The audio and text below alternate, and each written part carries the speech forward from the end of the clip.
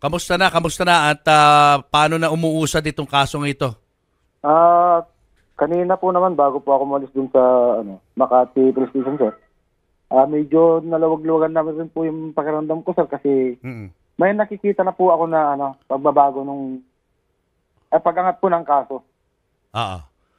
Itong suspect naman ay nakakulong na at inimbestigahan na ngayon. Nakaharap po. Kamusta naman yung pagkikita ninyo? Di ko napigilan sarili ko, sir. Muntik ko na Muntik mo na masaktan. Oo, sir. Anong sinabi sa'yo nung kaharap ka na? Pinigilan naman po ako sir. Pinigilan ako ng mga pulis. Nilayo na po ako sa kanya. Oo. Pero wala siyang nabanggit sa'yo? Wala siya sinabi? Po, wala po. Wala kahit paano. Ang nasabi po niya kasi, sir, kaya nanggigil po ako, sabi po niya sa papa niya, tingnan mo pa, sabi niya, sinisiraan ako ng mga tao, sabi po niya. Huh? Kasi kinakasuhan ako ng murder, sabi niya. Nung hindi ko na po matiis yung pagsabi niya na ganun, sir, sabi ko po, paano mo masasabing hindi murder? Ipinakay mo na yung papa ko, sabi kong ganun, sir, yun. Oo. Sabay, tapak ko po sana, sir, pinigilan na ako. Talagang hindi ka namin masisisi sa ginawa mo. Kahit sino namang anak, kapag ganyan sumagot yung suspect sa harap mo pa mismo, napakabastos ng bibig nito. Kahit nga po, mali po sanang ginawa ko, talagang kahit paano po, sir, hindi mapigilan eh. Imbis na humingi ng paumanhin. Parang nagsusumbong pa sa tatay? Parang gano'n? Siniraan ako ng mga ba yan? Ay, loko rin, no? Ano ba to? Sa pagkakaalam mo, hindi ko lang alam kung may alam ka dito. Ano ba trabaho nitong taon to? Yung trabaho, sir, hindi ko po alam eh. Ano siya? Pure Chinese ba? Parang nagtatagalog parang ba to? Naman, sir, kasi halos puro Tagalog naman yung salita na, sir. Malinis na pagkatagalog, sir. Mga ilang taon na to? 34, 32. Okay. Doon naman sa pasensya ka na at may mga tatanong lang kami tungkol doon sa father mo. Opo, sir. Ang karakter ba ng father mo, ano ba siya? Siya ba yung tipong mainitin ng ulo? Ay, hindi po. Sir, yan po ang talagang hindi niya nagagawa. Simula po magkabata ko na nagdadrive na po siya, hindi ko pa po naranasan na nag-init po siya sa highway. Talagang pasensyoso. Kalmado lang. Opo, kalmado po. Oo. Kasi siyempre iniisip ng mga tao, baka naman nagkasagutan, di ba? Nagkamurahan sa kalsada bago nangyari insidente. Wala naman daw pong bumaba. Oo. Sa pagkakakwento sa inyo ng mga witness, ano ba nangyari? Sabi po nung yaya, sir, na yung kasama po ni Papa, yung naka-Mercedes po daw na black, sa likod pa lang daw po nun, sir, naggigit-git na, tapos nakababad na daw po siya ng busina. Mainit na ulo. So, anong gigit-git yung ito daw po si Papa ko po, sinasabi na daw po ni yaya na, na itigil yung sasakyan. Tapos po, siyempre po si Papa daw po, nasa linya kasi sabi ni yaya, kaya tama naman po si Kuya na hindi na lang niya pinansin, sabi po ni Yaya. Pagkatapos na daw po, pag maghihiwalay na po sila ng way, doon na po tinira.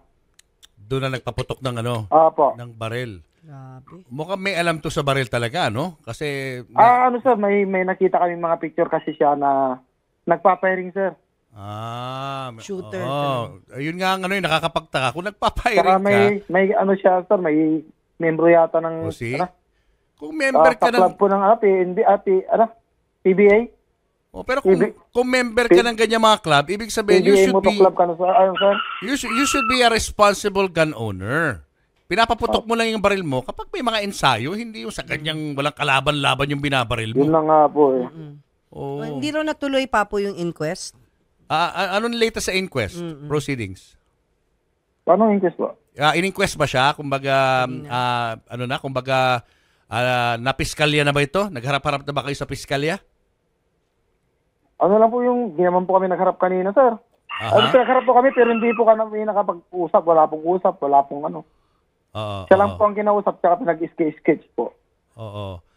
Nung sinasabi ng yaya, nung bata sa loob ng sasakyan sa tatay mo, na kumbaga pumarada at huminto muna, ano raw ang sagot ni tatay? Meron ba siyang binanggit? Hindi daw po umiimik, sabi ni yaya po. Hindi umiimik. Opo. Oo. Ayun ilang taon na si tatay? 66 po. 66. Opo. Parang ano ba, retired na ba siya dapat? Kumbaga.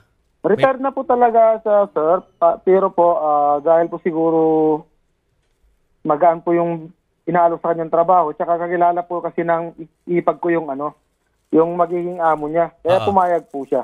Aha. Kumusta pala yung mga kapatid mo, Mark Anthony? Nagkausap na kayo? Yun, ma'am, meron na rin pong tawa ng Diyos po.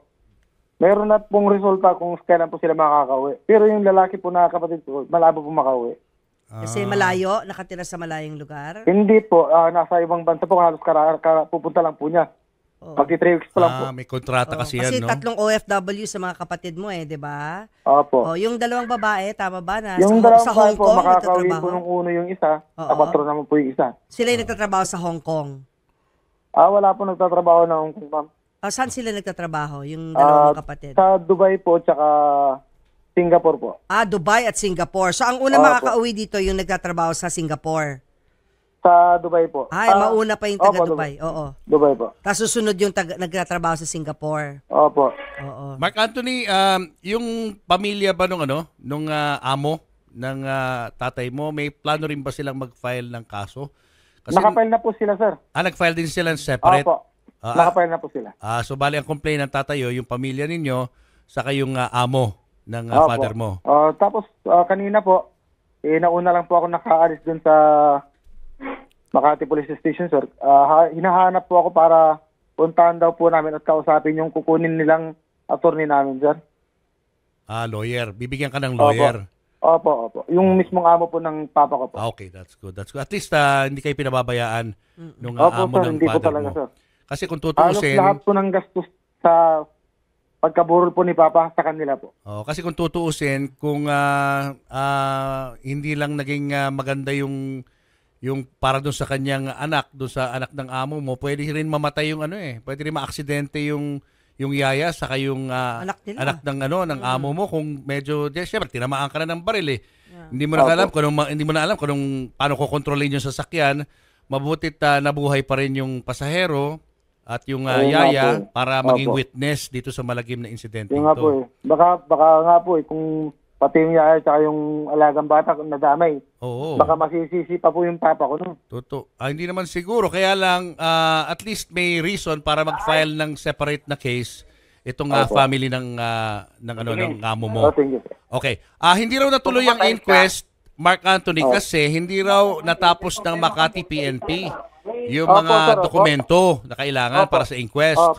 Opo, sir. Ayan, tulad ng affidavit ng complainant, mga CCTV footage, resulta ng forensic investigation sa paraffin, at ballistic test. Ngayong pa lang daw po maaano po yung CCTV footage Tama, may Kamusta update. yung Kamusta yung nanay mo pala? Si nanay po. Okay lang naman po nung yung iniwanan ko doon po sa bahay. Nasa Manila po kasi ako ngayon, sir. Pero paano niya tinatanggap itong malagim na pangyayaring ito? Siguro, sir. Kung minsan, sir, pagka talagang hindi na makontrol yung sarili, nawawalan din ng malay, sir, kahit kung minsan naman, sir, nagiging okay naman.